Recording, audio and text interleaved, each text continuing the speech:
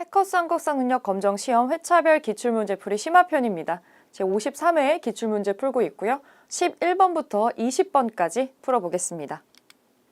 11번입니다. 가 기구에 대한 설명으로 옳은 것은 지금 자료가 하나 나와 있고요.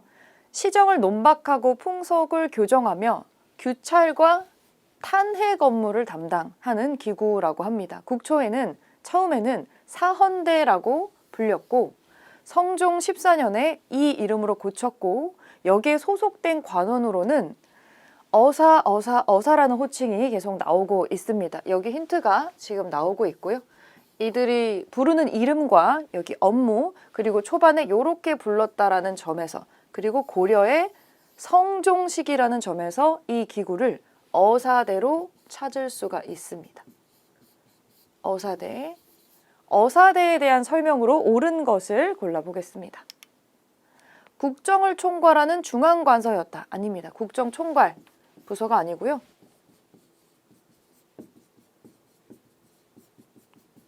국정총괄은 중서문화성이라는 곳에서 진행을 하고 있죠.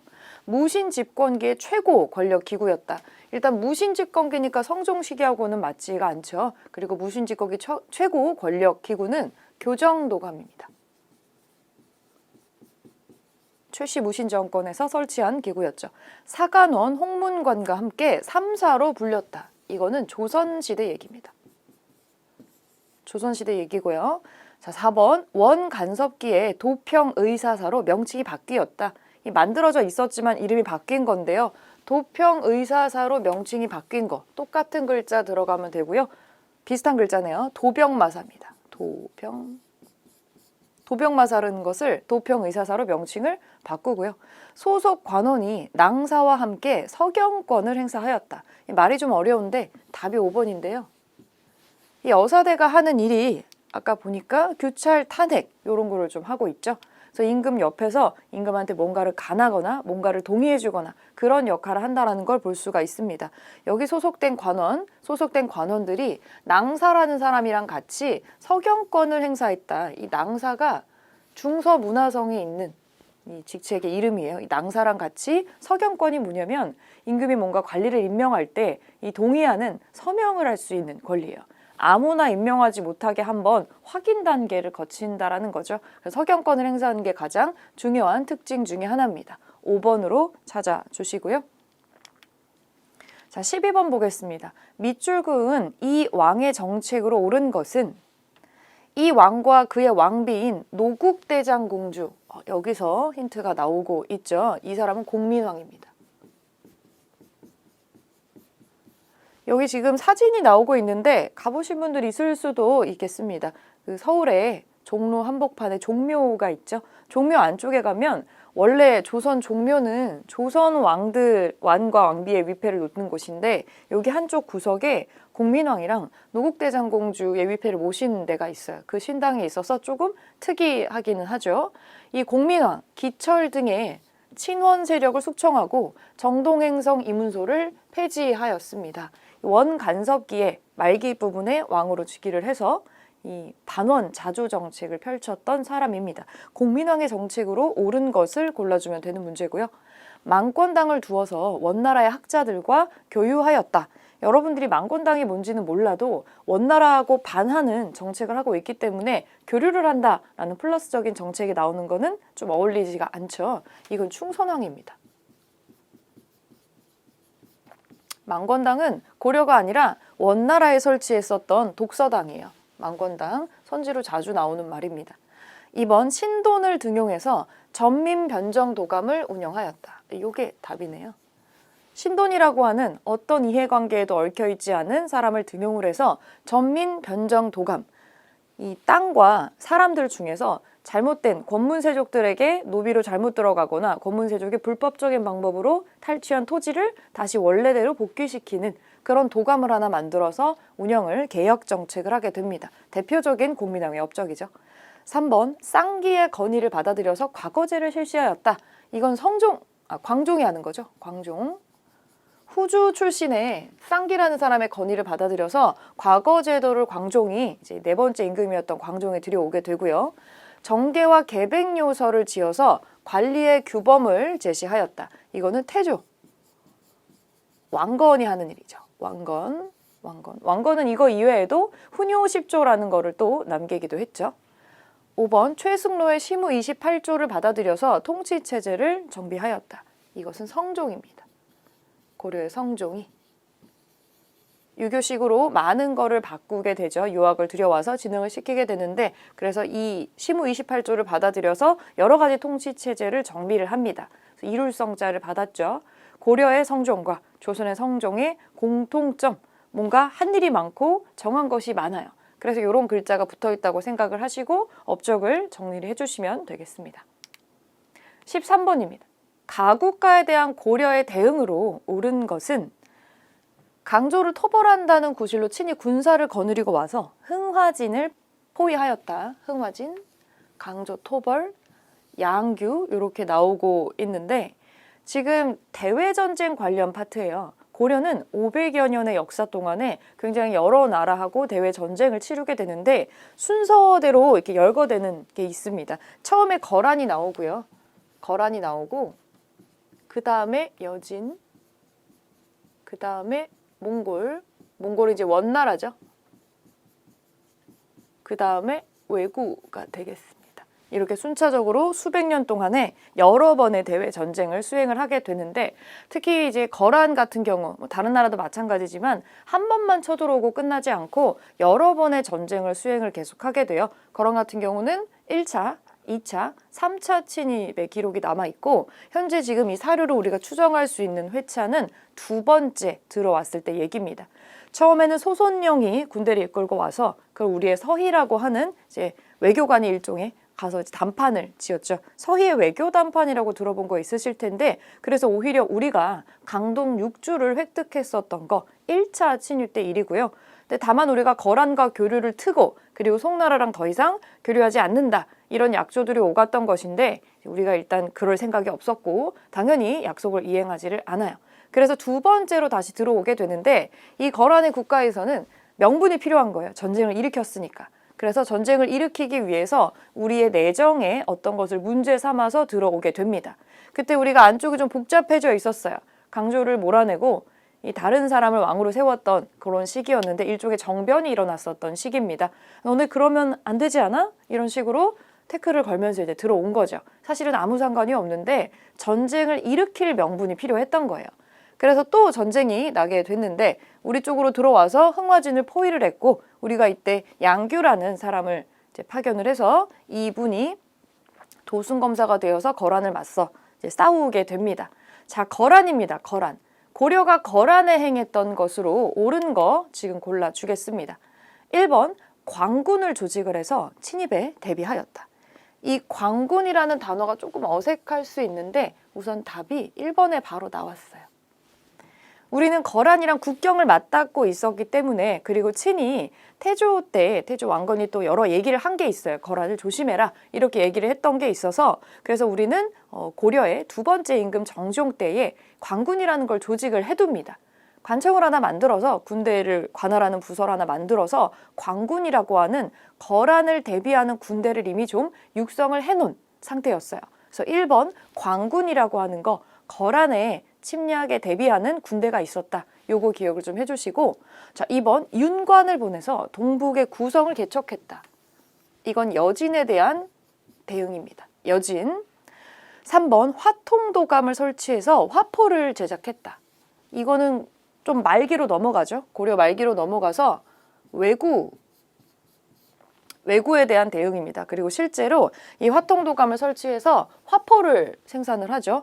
화약을 우리가 만들 줄 알게 됐기 때문에 여러분들 알고 계시는 이제 최무선이 화통도감을 관장하면서 화포를 제작을 했고요. 이렇게 제작된 회포로 실제 왜구를 무찌르는 쾌거를 거두게 됩니다. 진포대첩이라고 있죠. 진포대첩. 요것도 하나 기억을 해주고 자 4번 강화도로 도읍을 옮겨서 수도를 옮겨서 장기전을 준비했다.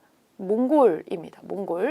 몽골과의 전투 기간이죠. 최씨 무신 정권 시기에 이 몽골이 쳐들어오게 되는데 이 무인 정권이었기 때문에 일단은 장기전을 준비를 해서 몽골 군대가 넘어올 수 없다라고 판단했었던 강화도 지역으로 수도를 천도를 하게 되죠.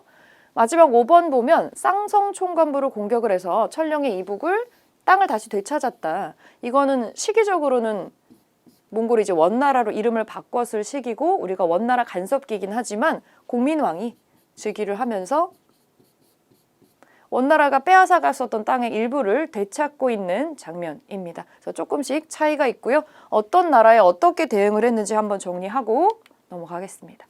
14번입니다. 다음 상황이 나타난 시기의 경제 모습으로 옳은 것은 힌트가 나오네요. 팔관회.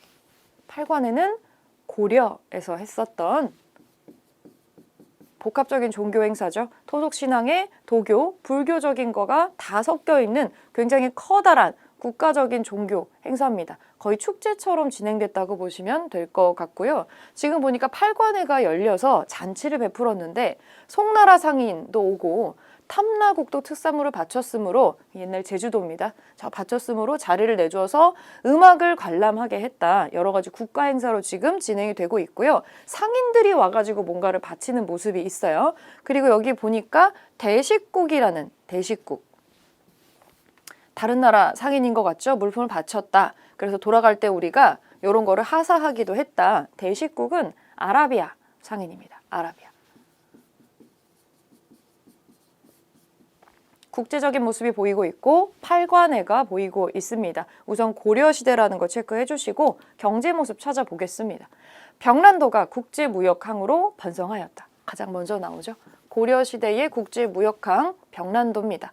그래서 국제무역항이 되어서 이쪽에 아라비아 상인, 송나라 상인 이런 사람들이 왔다 갔다 하면서 특히 팔관회 같이 큰 행사가 있을 때, 국가 행사가 있을 때 의례적으로 와서 물건을 바치기도 하고 여기서 하사품을 받기도 하고 이거를 이용을 해서 여러 가지 무역 활동을 하기도 하는 그런 활동을 지금 찾아볼 수가 있고요. 나머지 거 보겠습니다.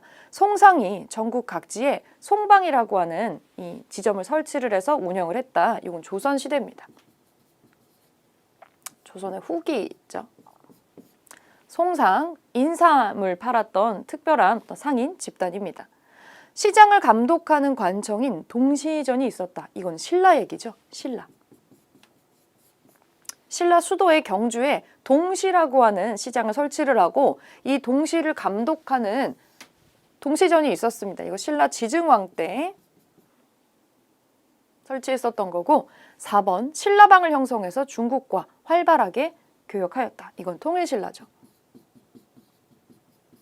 신라방, 신라 사람들이 모여 사는 동네입니다. 지역의 이름인데 중국의 우리나라로 치면 동해안 같은 중국의 동해안 같은 지역에다가 사람들이 왔다 갔다 하는 항구가 형성이 되니까 중국에서 여기에 신라 사람들이 주로 이제 처음에 닿았던 장소, 그쪽에 신라방이라는 장소가 만들어져서 신라 사람들이 모여 살았다라는 거 알 수가 있습니다.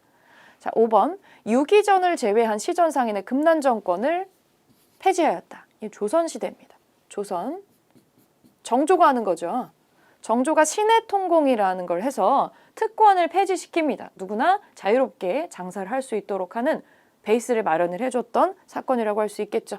자, 나머지 것들 정리하시고 넘어가겠습니다. 15번입니다. 다음 사건이 일어난 시기를 연표에서 옳게 고른 것은 자료 볼게요. 명학소에 소, 행정구역 이름에 소가 붙습니다. 소. 여기서 여러분들이 향, 소, 부곡이라고 하는 특수행정구역을 떠올려 주시면 좋고요. 망이, 망소이가 뭐라고 자청을 하면서 공주를 공격해서 함락을 시켰다. 그래서 망이의 고향인 명학소를 이 소라고 하는 행정구역을 현으로 승격을 시키고 누구를 뭐 이렇게 임명하는 장면을 내보이고 있어요. 반란이 일어났는데 정부에서 이걸 달래기 위해서 뭔가 조치를 취하는 장면이 연달아 나오고 있습니다. 망이 망소이의 난입니다. 망이 망소이의 난. 이 망이 망소이의 난. 여기서 골라주는 건데요. 망이 망소이의 난을 포함을 해서 요런 식의 하극상 같은 난이 많이 일어났었던 시기가 있어요. 상식적으로 생각했을 때 성공한 하극상이 있으면 이거를 모티브로 해서 여러 가지 하극상이 일어날 수밖에 없겠죠. 하극상은 신하가 위에 사람한테 거부하거나 치거나 반란을 일으키는 행위, 그런 거 하극상이라고 그러죠. 아랫사람이 윗사람한테 대드는 거, 그런 게 하극상인데 이 고려 역사를 보면 굉장히 큰 하극상의 시대가 하나 있었죠. 그 시기를 연표해서 골라볼 수가 있겠습니다. 무신정변입니다. 무신. 이 무신들이 정변을 일으켜서 권력을 잡고 있었던 문신들을 다 죽여버리고 왕도 바꿔버리는 초유의 사태가 벌어졌던 건데 성공한 하극상이 되겠죠. 그리고 한 100년 정도는 무신들이 정권을 잡고 있습니다. 성공한 하극상이 되겠죠. 그래서 여기를 기점으로 무신정변을 기점으로 해서 하극상이라는 풍조가 좀 만연을 하게 돼요. 왜 우리는 안 돼? 이런 식이 생기는 거죠. 그러면 하극상이 일어났다는 거는 뭔가 불만을 가지고 있는 지역에서 불만을 갖고 있는 사람들이 일으키게 되겠죠. 그래서 지금 아까 향소 부곡이 나왔는데 특히 이거는 특수행정구역이에요. 특수행정구역이라서 마음대로 이사를 다닐 수가 없거나 일종의 차별을 받거나 과한 노동을 부여받았다거나 그런 지역을 볼 수가 있는데 특히 소라는 지역이 그래요. 소.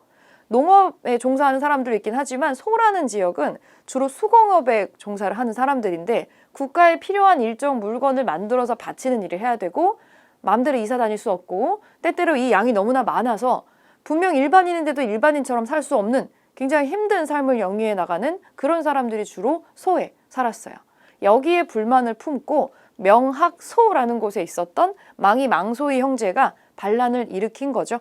이 무신 정권 이후에 만연했었던 하극상 풍조의 대표적인 난이라고 할 수가 있겠습니다.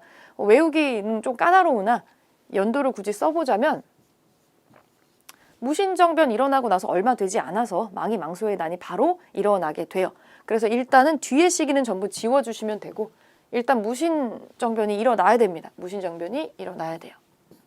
그리고 몽골 침입까지 가지 않죠. 몽골 침입까지 가지 않고요. 요 시기로 보시면 되겠습니다. 몽골의 침입 이후로는 우리가 하극상이 일어난다기보다 몽골이라고 하는 우리 공공의 적이 있어요. 그 공공의 적을 중심으로 다 같이 뭉쳐가지고 여기에 응대를 하는 그런 방향이 나오게 됩니다. 그래서 요거는 아니다라고 해줄 수가 있겠고 라로 시기를 특정해 줄 수가 있겠습니다. 망이망소이의 난 이후에도 이 무신정변, 정중부하고 이의방이 처음에 일으키고 나중에 최씨들한테 넘어가죠. 요거가 일어나고 나서 망이망소의 난도 있고 뭐 여러 가지가 있어요. 여러 가지 난들이 있는데 뭐뭐의 난, 뭐뭐의 반란 이런 것들은 주로 요 무신정변 이후로 일어난다. 뭐 조위총의 난 이런 것들이 있어요. 이런 것들을 보면 아 이거는 뭔가 하극상이구나. 이름을 좀 살짝 적어보면은 망이망소이가 있었죠. 망이망소이의 난이 있고 김보당의 난이라는 게 있어요. 김보당의 난, 조위총의 난 그리고 여기까지는 이제 정중부 집권기고 거기 뒤에 이제 최씨 무신정권 나올 때 만적이라는 사람 있죠. 이거는 최충원 집안의 노비였던 사람 만적이 일으키는 건데 이 만적의 난이라는 게 또 있습니다. 신분해방운동 중에 하나죠. 그래서 뭐뭐의 난으로 기록되는 거 4개가 전부 다 무신정변 이후의 혼란기에 일어나는 사건들이다. 이렇게 기억을 해주시고 넘어가겠습니다. 16번입니다. 밑줄 그은 그에 대한 설명으로 옳은 것은 이것은 개경의 흥왕사터에서 출토된 대각국사 의천이죠. 의천의 묘지명 탁본입니다. 여기에는 문종의 넷째 아들, 이 사람 왕자입니다. 송나라에 유학을 하고 돌아온 다음에 국정사를 중심으로 천태종이라고 하는 이 하나의 종파를 개창한 내용이 기록이 되어 있습니다. 대각국사 의천에 대한 설명으로 옳은 거 골라보겠습니다. 이 승려 문제가 어렵죠. 왜냐면 시대를 막 왔다 갔다 하면서 나오는데 근데 나오는 사람이 몇 명 되지 않아요. 이거 한번 나올 때마다 정리를 해놓고 넘어가겠습니다. 정해쌍수와 도노점수를 주장한 사람, 이 사람도 고려시대 승려인데요. 이분 진울입니다. 나중에 수선사 결사운동이라는 걸 하는데 의천보다 좀 나중에 등장하는 사람이고요. 정해쌍수, 수련과 공부하는 거, 지혜는 같이 가져가야 돼 라고 하는 거, 그리고 도노점수, 먼저 한 번에 이치를 팍 깨달은 다음에 끊임없이 수양을 해서 닦아 나가야 된다. 이런 이론을 주창했었던 사람입니다. 진울, 고려시대 진울에 대한 내용이고요. 무예가를 지어서 불교의 대중화에 힘쓴 사람, 신라의 원효입니다. 원효죠. 황룡사 구축 목탑의 건립을 거의 하였다. 이것도 신라인데 신라의 자장율사입니다.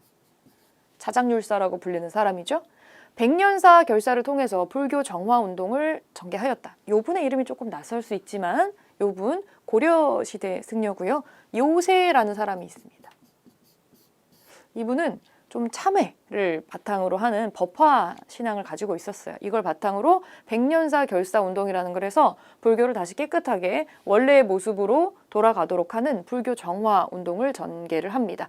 요 대표적인 승려들의 이름을 좀 기록을 좀 해놓으면 좋을 것 같고요. 5번이 이제 정답이 되겠죠. 교장도감을 설치해서 불교 경전의 주석서를 편찬을 하였다. 주석서.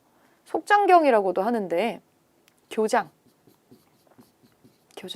이거는 대장경은 아니에요. 대장경은 불교 경전을 모은 거고요. 이거는 여기에 딸려있는 주석서를 모은 거예요. 설명 같은 겁니다. 요거를 집대성을 하니까 분량이 엄청나겠죠. 아예 도감이라고 하는 관청까지 설치를 해서 요런 거를 편찬 사업을 주도를 하게 되는데 이거 너무 어렵다. 이런 걸 어떻게 하냐. 이렇게 생각할 수 있는데 대각국사 의천은 문종의 넷째 아들입니다. 그리고 형이 왕이에요. 왕자이고 형이 왕이었기 때문에 왕실의 후원을 받으면서 무언가 대규모로 국가적인 규모로 추진하는 게 가능했었던 사람입니다. 이거는 의천의 장점이면서 단점이에요. 이분은 워낙에 배경이 좋았기 때문에 추진할 수 있는 돈과 권력을 가지고 있었기 때문에 의천이 살아있을 때에는 이분이 교종이랑 선종을 통합하자라고 했을 때 힘으로 이것을 만드는 게 가능했지만 진정한 의미의 통합이 됐던 건 아니었기 때문에 이건 이분의 출신에 기댄 게 좀 많거든요. 그래서 의천이 사망을 하고 나면 다시 뿔뿔이 흩어지는 단점이 있습니다. 그런 걸 이제 진울 같은 사람이 등장을 해서 다시 통합을 시키려고 노력을 많이 했던 거죠. 교장도감 같은 걸 설치를 할 수 있게 하고 그럴 정도의 어떤 힘을 가지고 있다라는 거 의천 정도의 배경을 갖고 있으니까 가능한 일이겠죠. 의천이 특이하게도 왕자의 출신이었고 왕가의 지원을 받아서 국가적인 단위에서 뭔가를 추진할 수 있었다라는 거를 기억을 해주시면은 교장도감을 설치를 해서 경전을 집대성하는 주석서를 집대성하는 사업 같은 거 할 수 있었겠다. 연결해서 기억을 해두시면 좋겠습니다.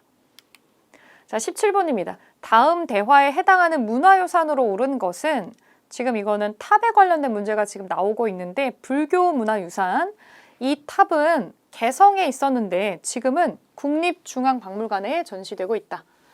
이 박물관 가보신 분들 분명히 보셨을 텐데 입장하면 1층에 끄트머리에 큰 탑 하나 서 있을 거예요. 그 탑이 현재 지금 문제로 나오는 이 탑입니다. 원나라의 영향을 받아서 다각형이고 다층의 대리석 석탑이다. 이 힌트죠. 원각사지 10층 석탑에 영향을 주기도 했다라고 또 나오고 있습니다. 그래서 여기 여러 가지 힌트가 지금 나오고 있는데 이 원각사지 10층 석탑은 지금 종로에 탑골공원에 있는 그 탑이에요. 그 탑은 지금 유리 케이스로 뒤집어 씌워져 있죠. 이 마찬가지로 부식을 막기 위해서 이렇게 설치가 되어 있는 건데 이 탑은 이제 경천사지 10층 석탑입니다. 본래 개성에 있었는데 현재 국립중앙박물관에 들어가 있고요. 좀 특이한 이력을 가지고 있는데 이 탑은 일제강점기 때 일본으로 한번 엄청나게 많이 쪼각나서 반출이 됐다가 다시 어렵게 되찾아와서 경복궁에 복원을 살짝 해놨다가 복원이라고 할 수도 없고 그냥 무더기로 쌓아만 놨다가 그걸 다시 아주 오랜 시간에 걸쳐서 복원을 통해 박물관에 전시를 하고 있는 버전이 되겠습니다. 탑은 한번 모양이 나와 있는 거를 정리를 해보시면 될 것 같아요. 꼭 정리해 보시고 우선은 지금 다각형의 탑에 영향을 좀 받았다. 원각사지 10층 석탑이랑 비슷하게 생겼다 해서 굉장히 높은 탑인 거를 알아볼 수가 있을 텐데요. 여러분들이 문제 푸실 때에는 일단 층고가 너무 낮은 거는 지워주시면 되겠습니다. 저희는 지금 문제풀이니까 하나하나 짚어볼 텐데 자, 1번에 해당하는 탑은 사진이 뚜렷하게 잘 보이지는 않지만 이거 안동에 있는 거고요. 안동에 법흥사지 7층짜리 탑이고 7층 자, 7층 그리고 이거는 전탑입니다. 전탑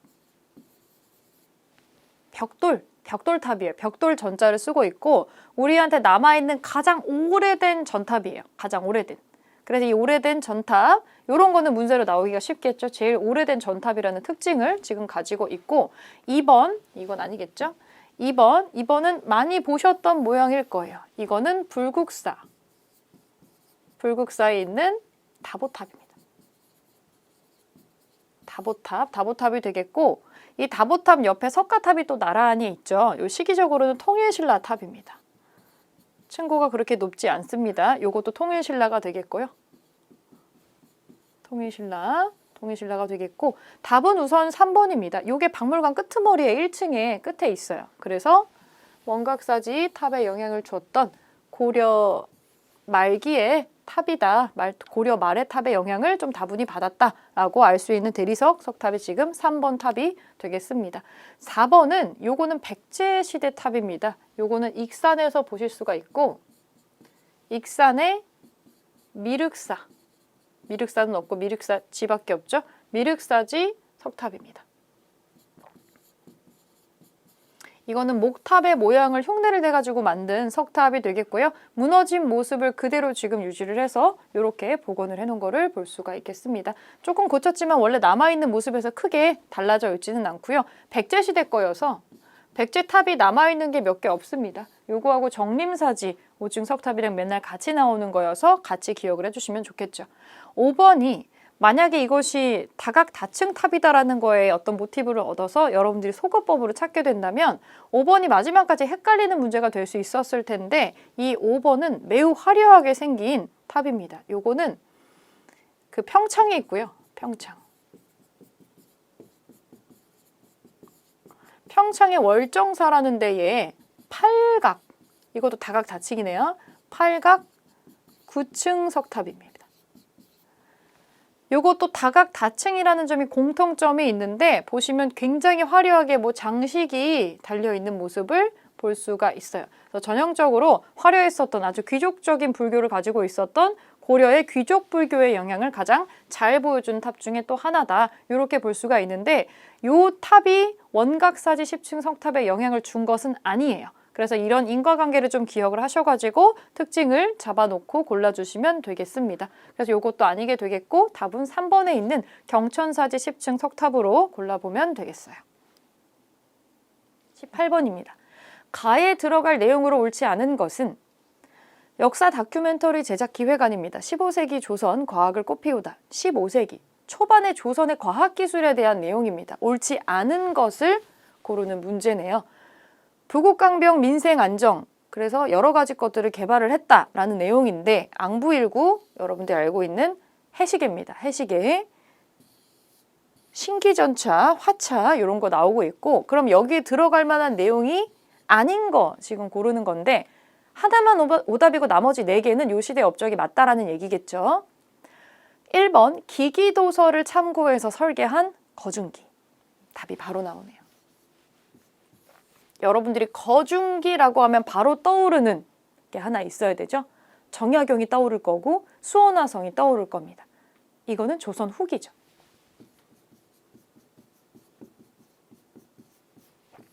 조선 후기입니다. 정약용, 실학자 정약용이 정조의 명령으로 이제 거중기를 통해서 수원화성 쌓을 때 썼던 거중기가 있어요. 자, 나머지 것들은 전부 다 초반 업적이 맞습니다.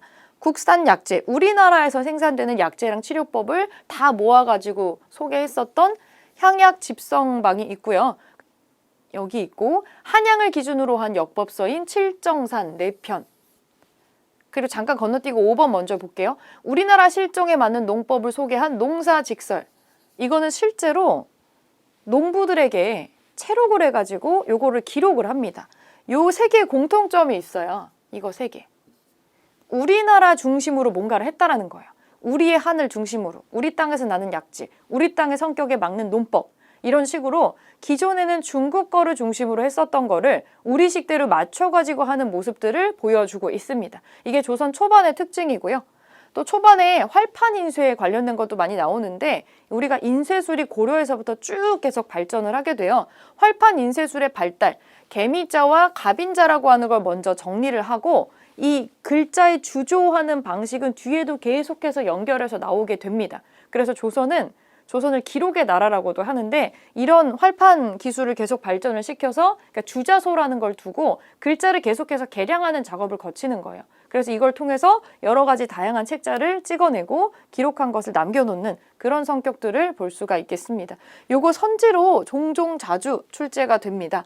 활판 인쇄를 많이 할 수 있게 주자소라고 하는 관청을 설치를 해서 여기에 개미자, 갑인자라고 하는 그 판 있잖아요. 여러분 키보드 알맹이 같은 거 활자를 주조를 해서 그걸 조금 더 효율적이고 보기 좋은 글자를 계속 개량했다라고 하는 거, 이런 거 특징을 봐주시면 되겠습니다. 우선 너무나 아닌 것이 하나 섞여 있고 나머지 것들 다 조선 초반이구나. 개미자하고 갑인자는 헷갈리는데 이 활자 부분 여기서 정리하고 넘어갈게요. 19번입니다. 밑줄 그은 이 제도에 대한 설명으로 옳은 것은, 궁궐 안에 있어요. 경연을 하고 있는 장면인데 토지 제도의 개혁을 논의하고 있다. 그대들의 의견을 말해 보도록 하라. 우리나라의 수신전, 휴량전, 진실로 아름다운 것인데 오히려 일이 없는 자가 앉아서 그 이익을 누린다라고 해서 세조께서 과전을 없애고 이 제도를 만드셨습니다. 이 뭔가 토지 제도가 변화하는 내용을 말해주고 있는데 세조와 성종이 지금 언급이 되고 있어요. 지금 조선의 세조에서 성종으로 이어지는 장면이고요. 세조 때 토지개혁이 한번 있었습니다. 뭘 하냐면 이 제도는 직전법이라는 게 있습니다. 직전법. 최대한 쓸데없이 세습되는 토지를 없애고 현재 관리직에 있는 사람에게만 이제 토지를 내리는 그런 제도로 바꿨다라는 거죠. 직전법이라고 하는 게 있는데 문제가 됐던 게 이제 수신전과 휴량전이라는 게 있었어요. 원래 이전에 과전법이라고 있었습니다. 과전법. 여기 문제가 많은 제도였으나 제일 큰 문제 중에 하나가 세습이 되어서 국가가 회수하지 못하는 땅이 있다는 건데 그중에 대표적인 게 수신전과 휴량전이에요. 목적은 굉장히 아름답고 좋았어요. 관리의 아내, 관리가 죽어서 혼자가 되는 과부가 되는 이 관리의 아내를 위해서 수신전을 주고 휴량전은 관리였던 아버지가 사망한 어린 자녀에게 들어가는 토지였습니다. 근데 이게 좀 악용이 많이 됐다라는 거겠죠. 그래서 이런 것들을 이제 없애고 혁파하기 위해서 이 제도를 없애고 과전법 대신에 직전법이라고 하는 대대적인 토지제도의 개혁을 거쳤다라고 볼 수가 있겠습니다. 직전법에 대한 설명으로 옳은 것 골라볼게요. 전지와 시지를 등급에 따라 지급하였다. 시지라는 말이 나옵니다. 이거는 조선시대가 아니라 이거는 전시과라고 해서 고려시대 겁니다. 고려시대에 이 제도의 특이한 점이 시지라는 걸 같이 해주는데요. 이거는 산, 임야입니다. 땔감을 가져갈 수 있는 시지를 따로 부여하는 특징을 보이고 있어요. 고려시대의 제도이기고요. 풍흉에 관계없이 전세 부담액을 고정했다. 이건 좀 더 나중에 나오는 겁니다. 영정법이고요. 인조가 실시를 하는 영정법입니다. 풍흉에 관계없이 결당 4도로 고정, 그러니까 액수를 팍 줄여서 4도로 고정을 하는 거죠. 부담을 줄여주려는 목적이었겠죠. 3번 현직 관리에게만 토지의 수조권을 지급하였다. 이게 직전법이죠. 3번. 전현직 관리 이런 거 안 되고 지금 관리에 있는 사람한테만 토지의 수조권, 소유권 아니고 수조권, 거기서 세금을 거둘 수 있는 권리만 일부 주는 거죠. 녹봉으로. 요거 3번이고요. 4번 관리에게 녹봉이라고 하는 현물을 국가가 그냥 아예 지급을 하고 수조권을 지급하는 건 이제 안 하는 거예요. 어떤 땅에 대한 권리를 주는 걸 더 이상 하지 않는다라는 거죠. 그냥 현물이나 돈으로 국가에서 이제 월급을 주기 시작하는 거예요. 이건 녹봉제입니다. 조선의 명종 때 이걸 실시를 하고요. 이렇게 될 수밖에 없죠. 왜냐하면 땅이 부족하기 때문에 수조권을 계속해서 주는 거는 한계가 있고 제대로 반환이 안 되는 케이스가 많아집니다. 그래서 점점 수조권은 주지 않는 방향으로 넘어가게 되겠죠. 개국공신에게 인성과 공로를 기준으로 매우 주관적인 평가죠.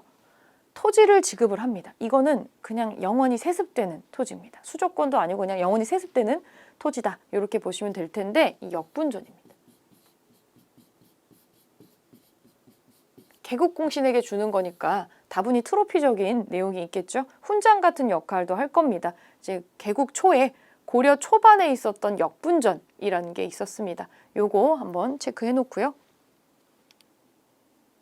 20번입니다. 다음 가상대화의 배경에 대한 탐구 활동으로 적절한 것은 두 농부가 대화를 하고 있어요.